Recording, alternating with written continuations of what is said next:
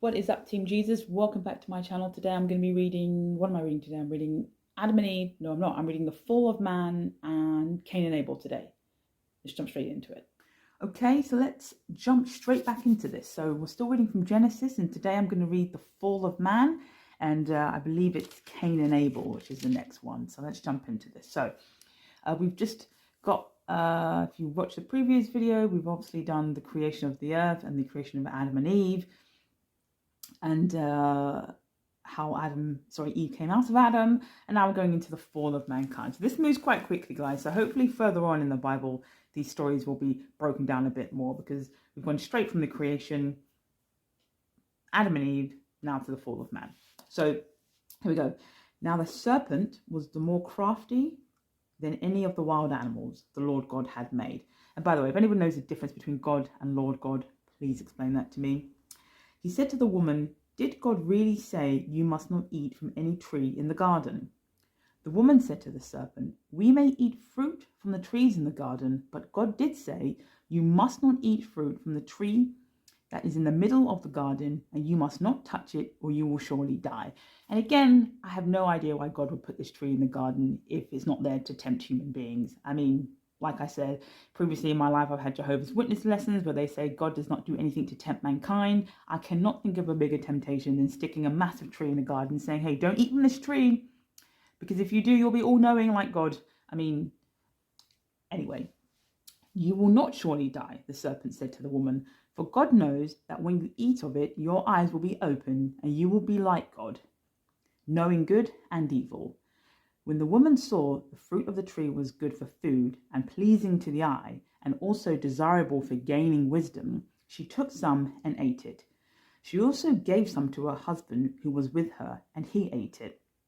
By the way, when I was in Sunday school, we had all male pastors, and at no point did they ever say that Adam was with Eve when she ate the apple. I literally only discovered this when I was reading this. I had no idea that Adam was present the whole time. You would think that Adam might say, this isn't a good idea. And also, I don't know why anybody is not fazed by the fact there's a talking snake. Okay, maybe this serpent is a metaphor for something. If it is, let me know. But we're just gonna take it for it is, as it is. We're just gonna keep going. Then the eyes of both of them were open, and they realized that they were naked. So they sewed fig leaves together and made coverings for themselves. Then the man and his wife heard the sound of the Lord God as he was walking in the garden in the cool of the day. And they hid from the Lord God among the trees of the garden. I actually didn't even know that Adam and Eve were married. So there we go. Something else I've discovered today. I had no idea Adam and Eve were married. Okay. Just goes to show how much I paid attention in Sunday school. But the Lord God called to the man, "Where are you?" He answered, "I heard you in the garden, and I was afraid because I was naked, so I hid." And he said, "Who told you that you were naked?" Can somebody please explain to me what the big deal is about nakedness? And is it a metaphor for something, or is it actual nakedness? I have read other texts where they suggest that nakedness is something to do with a spiritual self and then your human form. I don't know. Or does naked actually just mean naked in this Bible? Let me know. "Have you eaten from the tree from which I commanded you not to eat?" Also, if God is all-knowing, omnipotent, and all-seeing, he actually should already know the answers to these questions. And he probably should have made himself known at this point where the serpent was causing all kinds of drama, but he doesn't. Another reason why I happen to think that this isn't the God that I believe exists. Like, I do really think that these are lesser gods doing the work, well, their own work, to be honest with you, but we'll keep going here. The man said, "The woman you put here with me, she gave me some fruit from the tree and I ate it." Again, I don't like this bit either. The woman you put here, you mean your wife, Adam? Are you talking about your wife? Straight up snitching right now, I'm just saying. The Lord God said to the woman, "What is this you have done?" The woman said, "The serpent deceived me and I ate it."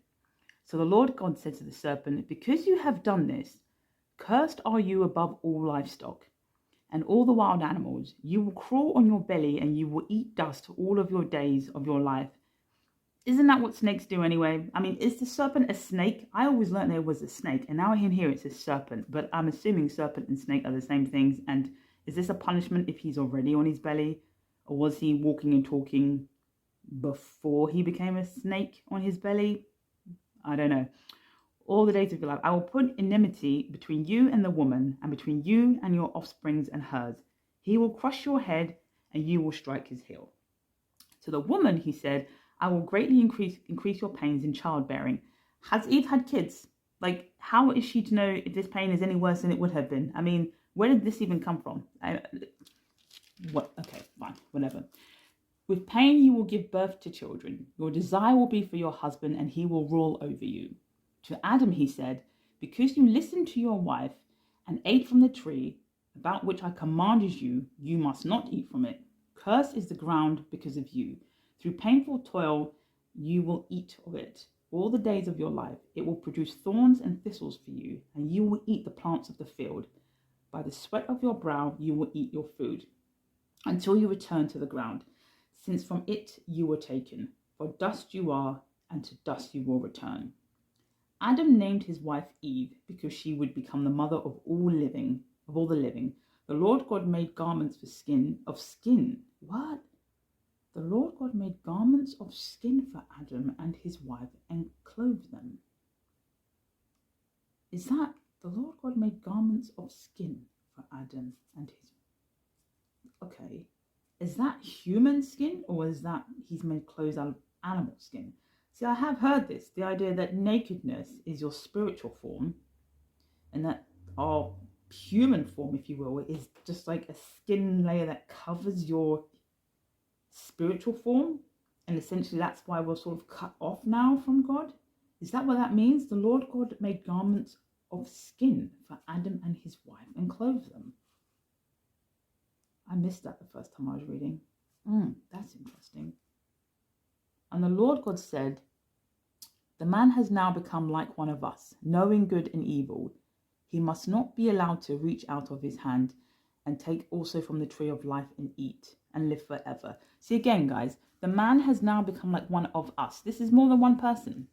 This is my point, that I don't think that this God in this Bible that I've been taught in Sunday school is what I refer to as the father of all fathers, God of all gods. I don't. I think these are like the sons of gods that have made mankind. He's become like one of us. So the Lord God banished him from the Garden of Eden to work the ground from which he had been taken. After he drove the man out, he placed on the east side of the Garden of Eden a cherub and a flaming sword flashing back and forth to guard the way to the tree of life. I'm not even going to attempt to break that down. That's really interesting. Okay, look, more research. Okay, and then we go to Cain and Abel. Adam lay with his wife Eve, and she became pregnant and gave birth to Cain. She said, with the help of the Lord, see, this is not Lord God now. So I've got God, and Lord. Maybe they're all the same three people. I don't know. I have brought forth man. Later she gave birth to his brother Abel. Now Abel kept flocks, and Cain worked the soil. In the course of time, Cain brought some of the fruits of the soil as offering to the Lord. But Abel brought fat portions from some of the firstborn of his flock. The Lord looked with favour on Abel and his offering, but on Cain and his offering he did not look with favour. So Cain was very angry, and his face was downcast. Then the Lord said to Cain, why are you angry? Again, he should probably know that, being all-knowing, right? Why is your face downcast? If you do what is right, will you not be accepted? But if you do not do what is right, sin is crouching at your door. It desires to have you more, but you must master it. Now, I get this idea about sin crouching at our door and desiring it to have us.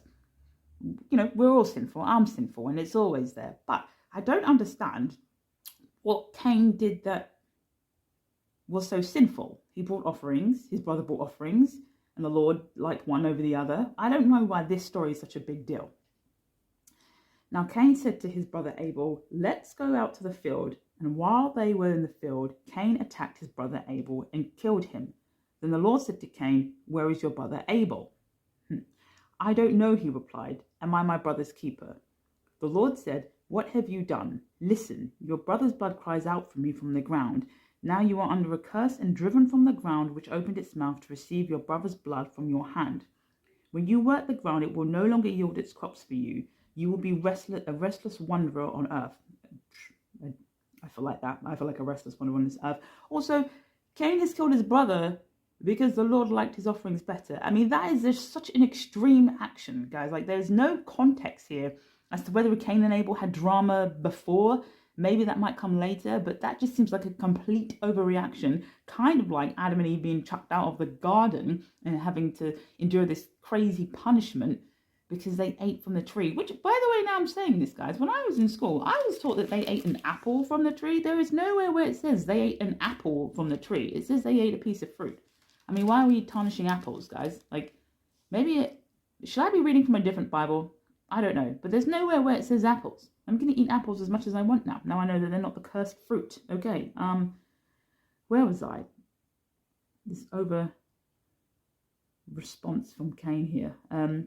Okay, Cain said to the Lord, my punishment is more than I can bear. Today you are driving me from the land, and I will be hidden from your presence. I will be a restless wanderer on the earth, and whoever finds me will kill me. But the Lord said to him, no, not so. If anyone kills Cain, he will suffer vengeance 7 times over. Then the Lord put a mark on Cain so that no one who found him would kill him. So Cain went out from the Lord's presence and lived in the land of Nod, east of Eden. Cain lay with his wife. Where did Cain's wife come from, guys? Adam, Eve, Cain, and Abel. Do you see how these mystery people just keep popping up here? I mean, what the... Okay, fine. Cain has a wife. We'll just take it for what it is. Cain lay with his wife, and she became pregnant and gave birth to Enoch.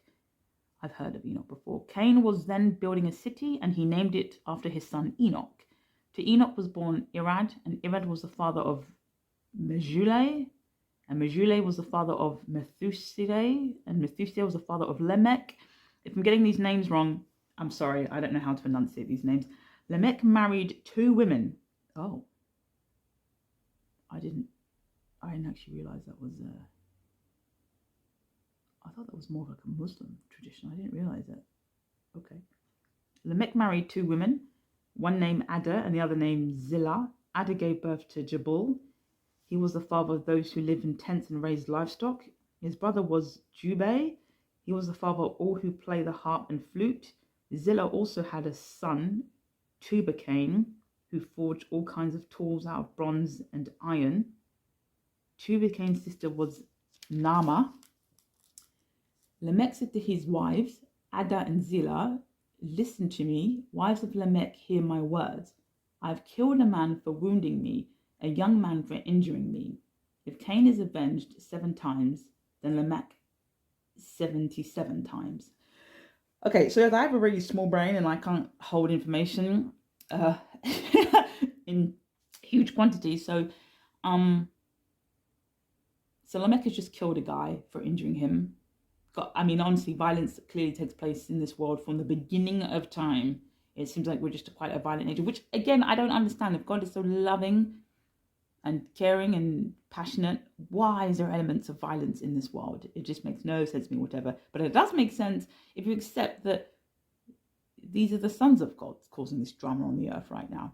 It has to be. I don't understand why this would play out this way. Okay, so Lamech has killed a man. And he's saying that if Lamech is killed, Cain is avenged 7 times, then Lamech 77 times. So does that mean if somebody kills Lamech, that person will be avenged 77 times over? I guess that's what that means.